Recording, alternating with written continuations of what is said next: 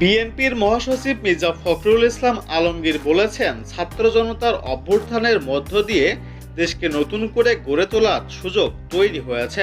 এজন্য অনেক প্রাণ গেছে।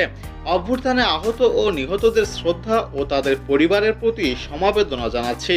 বিকেলে ঠাকুরগাঁও শহীদ মোহাম্মদ আলী স্টেডিয়ামে অনুষ্ঠিত মির্জা রাহুল আমিন ক্রিকেট ফাইনালের পুরস্কার বিতরণ অনুষ্ঠানে প্রধান অতিথির বক্তব্যে এইসব কথা বলেন তিনি।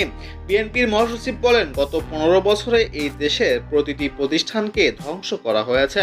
সময় এসেছে এই দেশটাকে আবার নতুন করে গড়ে তোলার। মির্জা ফখরুল বলেন, একটা কথা আমাদের সবসময় মনে রাখতে হবে যে দেশটা আমার, এটা আর কারো নয়। এই দেশটাকে গড়ে তোলার দায়িত্ব আমাদের। তিনি বলেন, একটা সময় ছিল যখন আমরাও খেলতাম, কিন্তু আমাদের জগৎটা এখন রাজনীতির জগৎ। খেলাধুলায় রাজনীতিকে নিয়ে আসার মতো কোনো অপশন নেই।